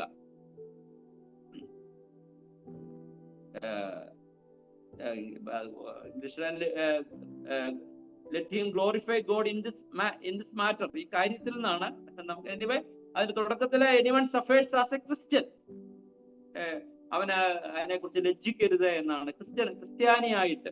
അപ്പോൾ യഥാർത്ഥത്തിൽ അന്ത്യോക്യയിലെ ഈ വിളിപ്പേരാണ് ഈ ക്രിസ്തുവിലൂടെയുള്ള രക്ഷാമാർഗം സ്വീകരിച്ച വ്യക്തികളുടെയും സമൂഹത്തിന്റെയും ലോകം അംഗീകരിച്ച പേര് എന്ന് നമുക്ക് ചരിത്രം പരിശോധിച്ചാൽ മനസ്സിലാക്കാനായിട്ട് സാധിക്കും. മാർഗക്കാർ എന്നുള്ള പേര് അല്ല, അന്ത്യോക്യയിൽ നിന്ന് അവര് വിളിച്ച, ഒരുപക്ഷെ അന്ത്യോക്യക്കാര് ഈ രക്ഷിക്കപ്പെട്ട സമൂഹത്തെ വിളിച്ച പേരാണ് അങ്ങനെ ലോകം അംഗീകരിച്ചത്. പത്രോസും അങ്ങനെ വിളിച്ചിട്ടുള്ളത് കൊണ്ട് അത് രക്ഷിക്കപ്പെട്ട ആളുകളുടെ ഒരു ഒഫീഷ്യൽ ഐഡന്റിറ്റി ആണ്. പത്രോസും അപ്പസ്തോലിക അംഗീകാരമുള്ള ഒരു പേരാണ്, ഒരു അടയാളപ്പെടുത്തലാണ് ഈ ക്രിസ്ത്യാനികൾ എന്നുള്ള പേര് എന്ന് നമുക്ക് കാണാൻ സാധിക്കും. മറ്റേതും പൗലോസ് അത് അങ്ങനെ വിളിച്ചിട്ടുണ്ട്. അപ്പോൾ ഈ 2 പേരുകളിലാണ് ക്രിസ്ത്യാനികൾ അറിയപ്പെട്ടത്. എന്നാൽ ഇന്ന് ലോകത്തിൽ അല്ലെങ്കിൽ എല്ലാ ചരിത്രം പരിശോധിച്ചാല് ഈ ക്രിസ്ത്യാനികൾ എന്നുള്ള പേരിലാണ് ഈ രക്ഷിക്കപ്പെട്ട സമൂഹം അടയാളപ്പെടുത്തപ്പെട്ടത് എന്ന് നമുക്ക് കാണാനായിട്ട് സാധിക്കും. എന്നാൽ അതിന്റെ ഒരു പ്രശ്നം എന്ന് പറഞ്ഞാല് അന്ത്യോക്യയിലുള്ളവർ ഇവരെ ക്രിസ്ത്യാനികൾ എന്ന് വിളിക്കാനുള്ള കാരണം ഇവരുടെ ജീവിതത്തിന്റെ നൈർമല്യം കണ്ടിട്ടാണ്. കർത്താവായ യേശു ക്രിസ്തുവിന്റെ തെരുവിൽ അവർ പ്രസംഗിച്ച ക്രിസ്തുവുണ്ട്. ആ ക്രിസ്തുവിന്റെ അതേ സ്വഭാവം ഈ ക്രിസ്തുവിന്റെ ശിഷ്യന്മാരിൽ കണ്ട് ലോകം അവരെ അങ്ങനെ വിളിച്ചു എന്ന് നമ്മൾ പറയുമ്പോൾ അന്ത്യോക്യയിൽ അല്ലെങ്കിൽ 1-ാം നൂറ്റാണ്ടിൽ ഈ പേരിനുണ്ടായിരുന്ന നിർമ്മലത ഇന്നില്ല എന്നുള്ളത് ഈ പേരിന് വലിയൊരു പ്രശ്നമാണ്. നമ്മൾ സഭാചരിത്രം പരിശോധിച്ചാൽ പുരുഷയുദ്ധങ്ങളും മധ്യ കാലഘട്ടത്തിലെ എല്ലാ യുദ്ധങ്ങൾക്കും കൊലപാതകങ്ങളും അഴിമതിയും അധാർമികതയും ചെയ്ത സംഘങ്ങളും ചരിത്രത്തിലെ ഇതേ പേരിലാണ് അറിയപ്പെടുന്നത്. അതുകൊണ്ട് ഇന്ന് രക്ഷിക്കപ്പെടുന്ന ഒരു വ്യക്തി ചരിത്രത്തിൽ കറ പുരണ്ട ഈ പേരിലായിരിക്കും അറിയപ്പെടുന്നത്. അങ്ങനെ ഒരു ബലഹീനത ക്രിസ്ത്യാനി എന്നുള്ള പേരിന് ഉണ്ട് എന്നുള്ളത് നമുക്ക് കാണാനായിട്ട് സാധിക്കും. അതായത് ചരിത്രത്തിലെ മധ്യകാലഘട്ടത്തിലെ ഇരുണ്ട യുഗത്തില് നമുക്കറിയാം ക്രിസ്ത്യാനികൾ എന്ന് പറഞ്ഞ ആളുകൾ അല്ലെങ്കിൽ ക്രിസ്തു മതത്തിന്റെ ഭാഗമായിട്ടുള്ള ആളുകളാണ് കുരിശുയുദ്ധങ്ങൾ നടത്തിയത്, അനേക യുദ്ധങ്ങൾ നടത്തി, അനേക കൊലകളും അഴിമതികളും ധാരാളം അധാർമികതയും ഒക്കെ നടത്തി. അവരെല്ലാം അറിയപ്പെടുന്നത് ഈ ക്രിസ്ത്യാനി എന്നുള്ള പേരിലാണ്. ഇന്നും അങ്ങനെ മനുഷ്യന്റെ ജീവിതത്തിൽ വ്യത്യാസമൊന്നും വേണ്ട, ഈ സമൂഹത്തിൽ ജനിക്കുകയും ഈ ക്രിസ്തുമതത്തിന്റെ ആചാരങ്ങൾ അനുഷ്ഠിക്കുകയും ചെയ്താൽ അവരുടെ പേരും ക്രിസ്ത്യാനി എന്നാണ്. അപ്പോൾ യേശു ക്രിസ്തുവിനെ രക്ഷിതാവായി സ്വീകരിച്ച അല്ലെങ്കിൽ ക്രിസ്തുമതത്തിലെ അഴിമതിയും ദൈവവചന വിരുദ്ധതയും ഒക്കെ കണ്ട് മാറി ചിന്തിച്ച് ക്രിസ്തുവിന്റെ സുവിശേഷത്തിൽ വിശ്വസിച്ച് ക്രിസ്തുമതത്തിൽ നിന്ന് മുന്നോട്ട് വരുന്ന, കർത്താവിനെ രക്ഷിതാവായി സ്വീകരിച്ച് മുന്നോട്ട് വരുന്ന ഒരു വ്യക്തിയും അറിയപ്പെടുന്നത് ക്രിസ്ത്യാനി എന്നാണ്. ലോകം അവരെ വിളിക്കാൻ പോകുന്നത് ഈ പേരാണ്. അത് ഈ വീണ ലോകത്തിന്റെ ഒരു പരിമിതിയാണ്. ക്രിസ്തു മതത്തിലെ പ്രശ്നങ്ങൾ കണ്ട് അതിൽ നിന്ന് മാറാൻ ആഗ്രഹിച്ച ആളെയും അറിയപ്പെടുന്നത് ക്രിസ്ത്യാനി എന്നാണ്. അവരെല്ലാം ഒരു സമൂഹമായിട്ടാണ് പുറത്തുള്ള ആളുകൾ കണക്കാക്കുന്നത്. അങ്ങനെയാണ്. പിന്നെ ജീവിതം കൊണ്ട് നമുക്ക് വ്യത്യസ്തമായി അടയാളപ്പെടുത്താം എന്നുള്ളത് സാധിക്കുന്ന അറിയപ്പെടുന്നത് ഈ വിഭാഗത്തിൽപ്പെട്ട ഒരാളായിട്ടായിരിക്കും. മാത്രമല്ല, അന്യമതത്തിൽ നിന്ന് യേശു ക്രിസ്തുവിനെ രക്ഷിതാവായി സ്വീകരിച്ച ഒരു വ്യക്തിയെയും അറിയപ്പെടുന്നത് ഈ ക്രിസ്തു മതത്തിന്റെ ഭാഗമാണ്. ഒരുപക്ഷെ മറ്റു മതങ്ങളിൽ നിന്ന് അവിടെയുള്ള എല്ലാ പ്രശ്നങ്ങളും കണ്ട് അതിൽ മടുത്ത്, അല്ലെങ്കിൽ സുവിശേഷം കേട്ട് പാപത്തെക്കുറിച്ച് ബോധം വന്ന് യേശു ക്രിസ്തുവിനെ രക്ഷിതാവായി സ്വീകരിച്ച് ഒരു വ്യക്തി മുന്നോട്ട് വരുമ്പോൾ അവൻ പിന്നീട് സമൂഹത്തിൽ അറിയപ്പെടാനായിട്ട് ലോകം അവനെ വിളിക്കാൻ പോകുന്നത് അവൻ ക്രിസ്ത്യാനിയായി ക്രിസ്തു മതത്തിൽ ചേർന്നു എന്നതായിട്ടാണ് ലോകം കാണുന്നത്. അത് പാപത്തിൽ വീണ ഈ ലോകത്തിന്റെ പരിമിതിയാണ്. നാം ഈ ലോകത്തിലാണ് ജീവിക്കുന്നത്, ഈ ലോകത്തിലെ മനുഷ്യരുടെ മധ്യത്തിലാണ് ജീവിക്കുന്നത്. അപ്പൊ അതുകൊണ്ടുള്ള ഒരു വിശ്വാസിക്കുണ്ടാകുന്ന ഒരു പരിമിതികളിൽ ഒന്നാണ്. അത് മാറ്റുവാനായിട്ട് നമുക്ക് സാധിക്കുകയില്ല. അപ്പോൾ ഒരു ക്രിസ്ത്യാനിയുടെ സമൂഹ ബന്ധം മതം എന്നാണ് വിളിക്കുന്നത്. ഇപ്പൊ ഈ ക്രിസ്ത്യാനിയുടെ സാമൂഹ്യ ബന്ധത്തെ മതം എന്നാണ് വിളിക്കുന്നത്. അപ്പൊ ഏത് മതവുമായിട്ടാണ് അവൻ ബന്ധപ്പെടുന്നത് വെച്ചാൽ അവൻ അറിയപ്പെടാൻ പോകുന്നത് ക്രിസ്തു മതത്തിന്റെ ഒരു ഭാഗമായിട്ടാണ് അവൻ അറിയപ്പെടാനായിട്ട് പോകുന്നത്. അതിൽ നിന്ന് മാറി നിൽക്കുവാനായിട്ട് സാധിക്കുകയില്ല. അപ്പോൾ ഞാൻ രക്ഷിക്കപ്പെടാനായിട്ട് എന്റെ രക്ഷയുടെ തുടക്കം എന്ന് എനിക്ക് പറയാനായിട്ട് സാധിക്കുന്നത് ചരിത്രം പഠിച്ചതുകൊണ്ടാണ്. ലോകചരിത്രം പഠിച്ചപ്പോൾ മധ്യകാലഘട്ടത്തിലെ സഭയുടെ ഇരുണ്ട അവസ്ഥയും അവിടെ നടന്നിട്ടുള്ള ധാർമ്മികതയും ഒക്കെ കണ്ടാണ് ഞാൻ മാറി ചിന്തിക്കാനിടയായി തീർന്നത്. അപ്പം ഞാൻ അങ്ങനെ മാറി ചിന്തിച്ച് യേശു ക്രിസ്തുവിനെ രക്ഷിതാവായി ചില വർഷങ്ങൾ കൊണ്ട് കർത്താവിലുള്ള രക്ഷ കണ്ടെത്തി അങ്ങനെ കർത്താവിനെ രക്ഷിതാവായി സ്വീകരിച്ച് ഞാൻ വന്നു കഴിഞ്ഞപ്പോൾ ഞാൻ എന്തിനെ നിഷേധിക്കാൻ ശ്രമിച്ചോ, എന്തിനെ പകയ്ക്കാൻ ശ്രമിച്ചോ, ആ മതത്തിന്റെ ഭാഗമായിട്ടാണ് ആളുകൾ എന്നെ പൊതുവായിട്ട് കാണുന്നത് എന്നുള്ളത് ഞാൻ തിരിഞ്ഞു നോക്കുമ്പോൾ അതെനിക്ക് വളരെ ഒരു വ്യത്യസ്തമായ, അത് മനസ്സിലാക്കാൻ കഴിയുന്ന ഒരു കാര്യമായിട്ട്, മനസ്സിലാക്കാൻ കഴിയാത്ത ഒരു കാര്യമായിട്ടിരിക്കുന്നു എന്നുള്ളത് എനിക്ക് അന്നും അനുഭവപ്പെട്ടു, ഇന്നും അനുഭവപ്പെടുന്നു. അതിനെക്കുറിച്ച് പഠിക്കുമ്പോൾ മനസ്സിലാക്കാൻ സാധിക്കുന്നത് ആ ഒരു പരിമിതി നമുക്ക് ഈ ലോകത്തിൽ ഒഴിവാക്കാനായിട്ട് സാധിക്കുകയില്ല. എന്നാൽ നമുക്കറിയാം, നമ്മളുടെ ജീവിതം കൊണ്ട് നമുക്ക് വ്യത്യസ്തരായിട്ട് സമൂഹത്തിൽ അടയാളപ്പെടുത്തപ്പെടാനായിട്ട്, സമൂഹത്തിൽ നമ്മുടെ ജീവിതം കൊണ്ട് വ്യത്യസ്തരായിട്ട് തീരുവാനായിട്ട് നമുക്ക് സാധിക്കും. ക്രിസ്ത്യാനികളെ അങ്ങനെയാണ് യേശുക്രിസ്തുവിന്റെ ആളുകളെ ക്രിസ്ത്യൻസ്, ക്രിസ്തുവിന്റെ അനുയായികളെന്ന് അവര് തിരിച്ചറിഞ്ഞ് അവര് വിളിച്ചത് അതാണ്. അപ്പൊ നമ്മളെയും നമുക്ക് മറ്റു ക്രിസ്ത്യാനികളിൽ നിന്നുള്ള വ്യത്യാസം ആളുകൾ മനസ്സിലാക്കി ഇവർക്ക് വ്യത്യാസമുണ്ട് എന്ന് മനുഷ്യരെ കൊണ്ട് നമുക്ക് നമ്മുടെ ജീവിതം കൊണ്ട് പറയിപ്പിക്കാൻ സാധിക്കും. എന്നാൽ അതിന് പബ്ലിസിറ്റി വളരെ കുറവായിരിക്കും. നമ്മൾ ഉൾപ്പെട്ടിട്ടുള്ള ഈ വലിയ ഒരു സമൂഹം എന്ന് പറയുന്നത് ഈ ഒരു സമൂഹമാണ്. കർത്താവ് ഈ പരിമിതി നേരത്തെ തന്നെ പറഞ്ഞിട്ടുണ്ട്, കണ്ടിരുന്നു എന്ന് നമ്മള് മത്തായിയുടെ സുവിശേഷം പരിശോധിക്കാൻ മനസ്സിലാക്കാൻ സാധിക്കും. മത്തായി സുവിശേഷം 13 കർത്താവിന്റെ ഉപമയിലെ കർത്താവ് പറയുന്നത്, തന്റെ വയലില് താൻ വിതച്ച വിത്തുകൾ മുളയ്ക്കുന്നതോടുകൂടെ അവിടെ തന്നെ ദുഷ്ടൻ വിതച്ച കളയും വളരും, അത് പറിച്ചു കളയുവാനായിട്ട് സാധിക്കുകയില്ല. ദൂതന്മാർ ചോദിച്ചു എന്നാണ്, അല്ലെങ്കിൽ അവന്റെ ദാസന്മാർ ചോദിച്ചു എന്നാണ് പറയുന്നത്. പലപ്പോഴും നമ്മളും അത് കർത്താവിനോട് പറയാം, കർത്താവെ, ഞാന് അറിയപ്പെടുന്നത് ഈ മറ്റുള്ളവരോട് ഒരുമിച്ചാണല്ലോ, അതുകൊണ്ട് ഈ കളകളെ നീക്കിക്കളയുക എന്ന് നമ്മൾ പറഞ്ഞാൽ കർത്താവിന് പറയാനുള്ളത് ലോകാവസാനം വരെ രണ്ടും ഒരുമിച്ച് തുടരട്ടെ. ലോകാവസാനത്തിലാണ് ഇതിന് വ്യത്യാസം ഉണ്ടാകുന്നത്. അപ്പൊ കർത്താവ് പറയുന്നത് അതാണ്. കർത്താവിന്റെ വയല് സ്വർഗരാജ്യം, ദൈവരാജ്യം എന്നാണ് പറഞ്ഞത്. കർത്താവിന്റെ ഇന്നത്തെ ദൈവരാജ്യത്തിന്റെ പരിപാടിയാകുന്ന ഭാഗമായിട്ടുള്ള സഭ എന്നുള്ള വയലില് കളയും ഗോതമ്പും ഒരുപോലെയാണ് വളരുന്നത്. ഒരുപക്ഷെ പരസ്പരം തിരിച്ചറിയാൻ ബുദ്ധിമുട്ടാണ്. തിരിച്ചറിയാനായിട്ട് സാധിക്കുന്നത് ഒരു മാർഗം കർത്താവ് പറഞ്ഞു, വൃക്ഷത്തെ അതിന്റെ ഫലം കൊണ്ട് തിരിച്ചറിയാം. ഗോതമ്പാണോ കളയാണോ എന്നതിന്റെ ഫലം നോക്കി തിരിച്ചറിയാം. എന്നാൽ മൊത്തം വയലിനെ കാണുന്ന ആളുകളെ ഇവരെല്ലാവരും ഒരേ വയലിന്റെ ഭാഗമായിട്ട് മാത്രമേ അവരെ കാണുകയുള്ളൂ. ആ ഒരു പരിമിതി ഈ ലോകത്തിന്റെ പരിമിതിയായിട്ട് സഭയുടെ നാഥനായ കർത്താവ് തന്നെ അംഗീകരിച്ചിട്ടുണ്ട്. അതുകൊണ്ട് നമ്മളും അത് അംഗീകരിക്കുക എന്നുള്ളതാണ് അതിന്റെ മാർഗം. അപ്പൊ അതാണ് നമുക്ക് കാണാൻ സാധിക്കുന്നത്. ഒന്നാമതായിട്ട് രക്ഷ എന്നുള്ളത് മതത്തിന്റെ നിരാസമാണെങ്കിൽ, രണ്ടാമതായിട്ട് നമുക്ക് പറയാൻ സാധിക്കുന്നത് ക്രിസ്തു മതത്തിന്റെ ഒരു ഭാഗമായിട്ട് നമ്മൾ ക്രിസ്ത്യാനികളെന്നാണ് അവരറിയപ്പെടുന്നത്. അപ്പോൾ ലോകം അതിനെ ക്രിസ്തു മതത്തിന്റെ ഒരു ഭാഗമായിട്ടാണ് അടയാളപ്പെടുത്തുന്നത്. ഇനി മൂന്നാമതായിട്ട് ഔദ്യോഗികമായിട്ടുള്ള മതം ഔദ്യോഗികമായി നാം മതം മാറേണ്ടതുണ്ടോ എന്നുള്ളതാണ് അതിന്റെ പ്രായോഗികമായിട്ടുള്ള ചോദ്യം.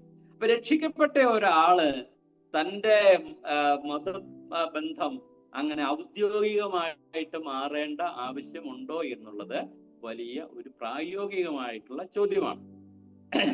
രക്ഷിക്കപ്പെട്ട ഒരു വ്യക്തി മതം മാറേണ്ട ആവശ്യമുണ്ടോ എന്നുള്ള ചോദ്യത്തിന് അതിന്റെ ഉത്തരമായിട്ട് നമുക്ക് പറയാനായിട്ട് സാധിക്കുന്നത്, പത്രോസ് ക്രിസ്ത്യാനി എന്ന് വിളിച്ചപ്പോൾ വിശ്വാസികൾ തങ്ങളെ തന്നെ കരുതിയത് ക്രിസ്ത്യാനികളായിട്ടാണ് എന്ന് ന്യായമായും നമുക്ക് അനുമാനിക്കാനായിട്ട് സാധിക്കും.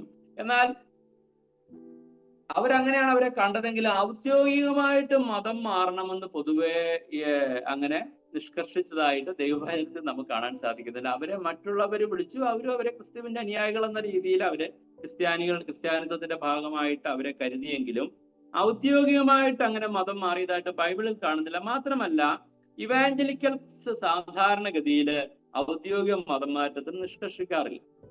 അതുകൊണ്ട് തന്നെ ഒരു റോമൻ കത്തോലിക്ക വിഭാഗത്തിൽ രക്ഷിക്കപ്പെട്ടു വന്ന ആളുടെ ഔദ്യോഗിക രേഖ പരിശോധിച്ചാല് അത് റോമൻ കാർസി എന്നാണ് അവിടെ രേഖപ്പെടുത്തുക.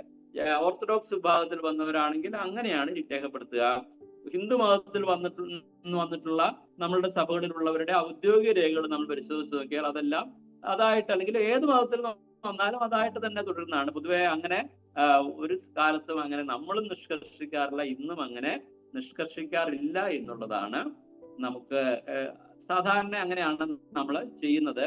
അപ്പൊ ഔദ്യോഗികമായിട്ടൊരു മതമാറ്റം ആവശ്യമുണ്ടോ എന്ന് സാധാരണ ക്രിസ്തുമതം അടക്കം, ഞാൻ നേരത്തെ പറഞ്ഞ രീതിയിലുള്ള മതമടക്കം അതിലേക്ക് ഒരാൾ അംഗമായിട്ട് ചേരുമ്പോൾ അദ്ദേഹത്തിന്റെ പേര് മാറ്റി, അദ്ദേഹത്തിന്റെ രേഖകൾ മാറ്റി ഒക്കെയാണ് അവരതിന്റെ ഭാഗമായിട്ട് ചേർക്കുന്നത്. എന്നാൽ രക്ഷിക്കപ്പെടുന്ന ഒരു വ്യക്തി അങ്ങനെ ഔദ്യോഗികമായിട്ട് മാറണമെന്ന് നമ്മൾ ഇതുവരെ ആരും ചരിത്രത്തില്ല, ലൂതറിന്റെ കാലം മുതൽ അല്ലെങ്കിൽ മുമ്പ് ഇന്നുള്ള ചരിത്രം നമ്മൾ വിശ്വസിച്ചാൽ അങ്ങനെ ഒരു കാര്യം നമ്മൾ ഒരിടത്തും കാണുന്നില്ല, അങ്ങ് നിഷ്കർഷിക്കാറില്ല.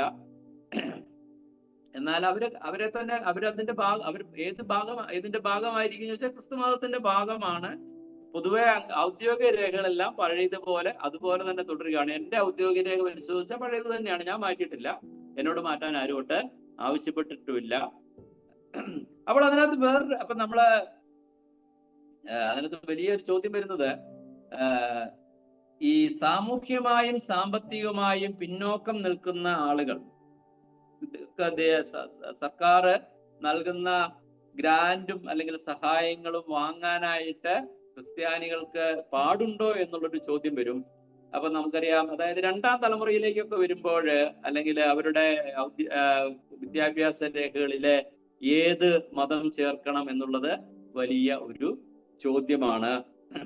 അപ്പോൾ അതൊരു വലിയ ചോദ്യമായിരിക്കുമ്പോൾ പലപ്പോഴും നമ്മൾ ചർച്ച ചെയ്തിട്ടുള്ള ഇന്നും നമുക്കത് ചർച്ച ചെയ്യാവുന്ന ഒരു വിഷയമാണ്. ഇപ്പൊ ഞാൻ ഇപ്പൊ പറഞ്ഞ കാര്യം, ഗവൺമെന്റിന്റെ സഹായവും ആനുകൂല്യങ്ങളും വാങ്ങാമോ സാമ്പത്തികമായിട്ടും സാമൂഹികമായിട്ടും പിന്നോക്കാവസ്ഥയിൽ നിൽക്കുന്നവരെ എന്ന് ചോദിച്ചാല് അതിന്റെ ഉത്തരം എന്താണെന്ന് ചോദിച്ചാൽ, ഒരാൾ വിശ്വാസി ആയതുകൊണ്ട് മാത്രം അദ്ദേഹത്തിന്റെ സാമൂഹ്യ സാമ്പത്തിക സ്ഥിതി ഉടനെ മാറുകയില്ല എന്നുള്ളത് ഒരു യാഥാർത്ഥ്യമാണ്.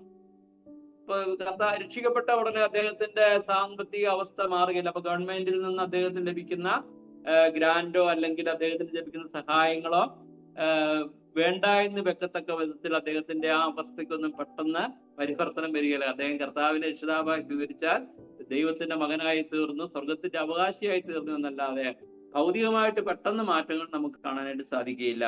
അപ്പോൾ ആനുകൂല്യം വേണമോ വേണ്ടയോ എന്നുള്ളത് ഓരോരുത്തരുടെയും വ്യക്തിപരമായിട്ടുള്ള തെരഞ്ഞെടുപ്പിന് വിടുക എന്നുള്ളതാണ് സാധാരണ ചെയ്യുന്നത് എന്ന് നമുക്ക് കാണാൻ. നമ്മൾ അങ്ങനെയാണ് ചെയ്യുന്നത്. അത് ഓരോരുത്തരുടെയും വ്യക്തിപരമായ തെരഞ്ഞെടുപ്പാണ്. അത് അവർക്ക് സ്വീകരിക്കുകയോ സ്വീകരിക്കാതിരിക്കുകയോ ഒക്കെ ചെയ്യാനായിട്ട് അവരുടെ ബോധ്യങ്ങളും അവരുടെ മനസാക്ഷിയും അനുസരിച്ച് തീരുമാനിക്കാനായിട്ട് സാധിക്കും. പിന്നെ അടുത്തതായിട്ടുള്ള ഈ സഹായങ്ങളുമായി അപ്പോൾ അടുത്തതായിട്ടുള്ള ചോദ്യം, ഇവരെ സ്കൂളിൽ ചേർക്കുമ്പോൾ ഏത് മതം ചേർക്കും എന്നുള്ളത് ഒരു വിഷയമാണ്. അടുത്ത തലമുറ ഏത് മതത്തിന്റെ പേരിലാണ് അറിയപ്പെടുന്നത്, വിട്ടുപോകുന്ന മതത്തിന്റെ പേരിൽ അവരെ എങ്ങനെയാണ് അടയാളപ്പെടുത്തുന്നത് എന്നുള്ളതൊരു പ്രായോഗികമായിട്ടുള്ള വലിയ ഒരു ചോദ്യമാണ്. അപ്പൊ അതൊരു വലിയ ചോദ്യമാണ്. പ്രായോഗിക ചോദ്യങ്ങൾക്ക് പ്രായോഗികമായിട്ടുള്ള ഉത്തരങ്ങളും നമ്മൾ കണ്ടെത്തേണ്ടതുണ്ട്.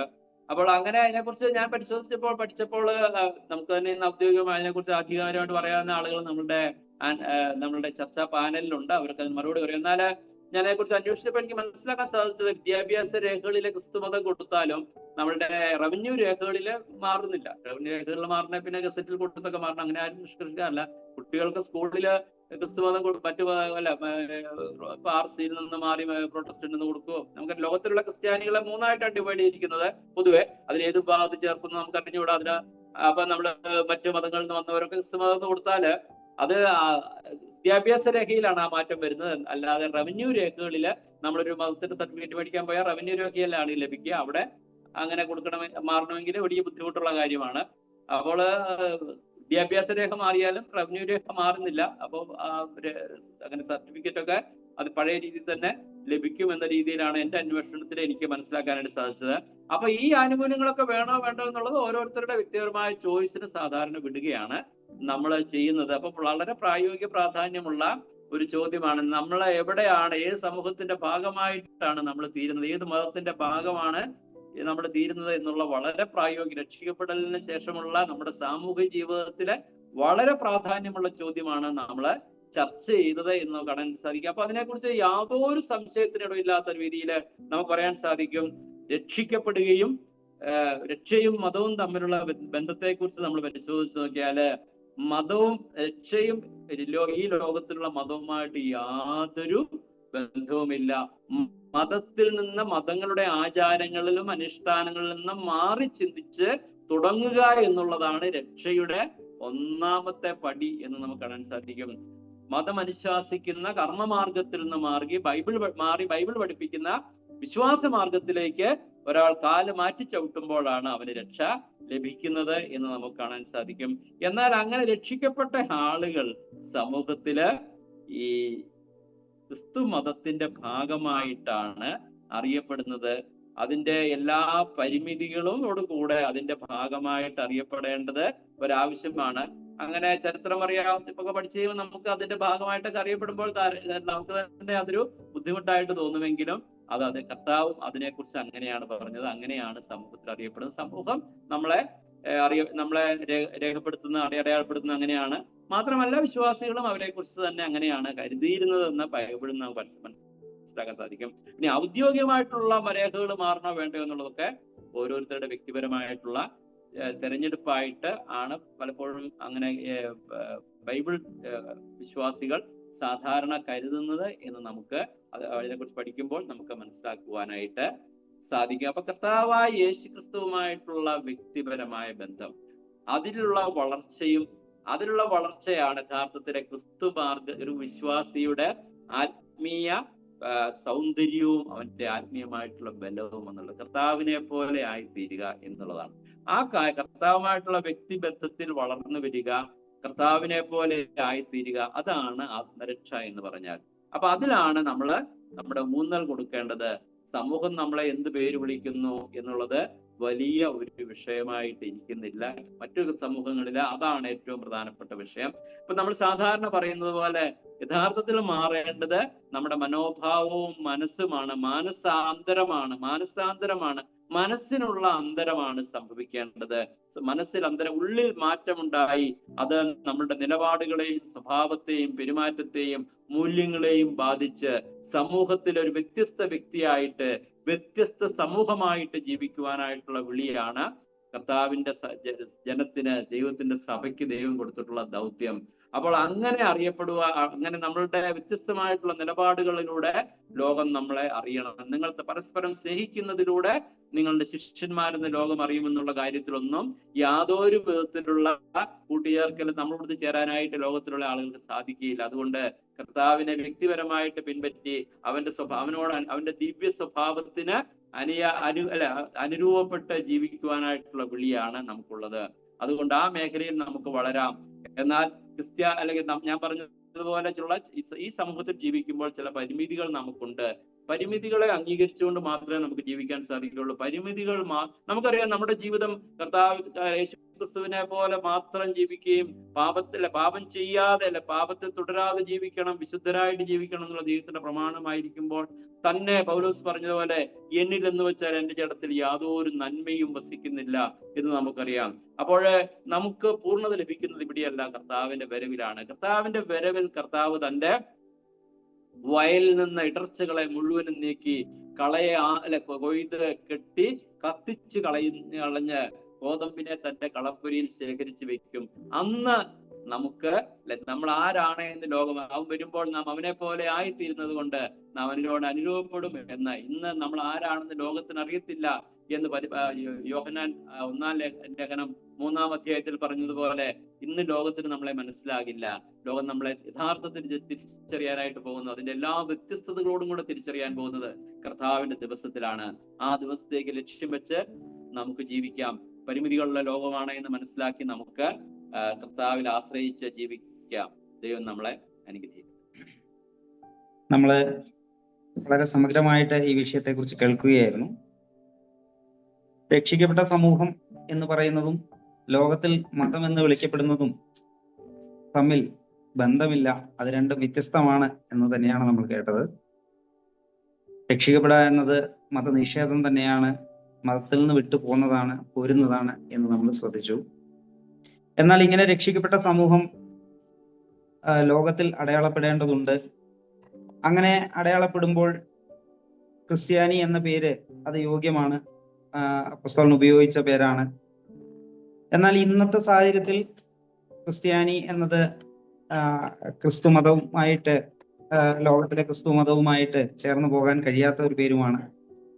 എന്നാൽ പരിമിതികളുണ്ട് എന്നും സഹോദരൻ സൂചിപ്പിച്ചു. നമുക്കറിയാം, ഒരു ഐഡിയൽ കണ്ടീഷൻ എന്നത് ഈ ലോകത്തില് അത് സാധ്യമല്ല.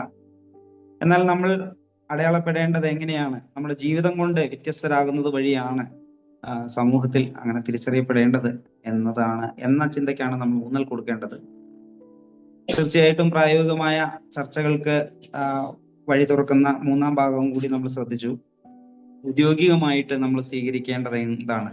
നമ്മുടെ ഭാവിയിൽ തലമുറകളിലേക്ക് ഇത് പകരുമ്പോൾ നമ്മൾ വിട്ടുകളഞ്ഞ മതത്തിന്റെ പേരിൽ അറിയപ്പെടുക, അതിന് ലഭിക്കുന്ന ഏതെങ്കിലുമൊക്കെ പരിഗണനകളെ പിന്നെയും അതിനുവേണ്ടി ശ്രമിക്കുക, അങ്ങനെയൊക്കെയുള്ള വിഷയങ്ങളെ കുറിച്ച് തീർച്ചയായും പ്രായോഗികമായിട്ടുള്ള ചർച്ചകൾക്കും സാധ്യതകളുണ്ട്. നമ്മോട് ഇത്രയും സമഗ്രമായിട്ട് ഈ വിഷയത്തെ അവതരിപ്പിച്ച് സംസാരിച്ച പ്രിയ സഹോദരനോടുള്ള നന്ദി ഒരിക്കൽ കൂടി അറിയിക്കുന്നു.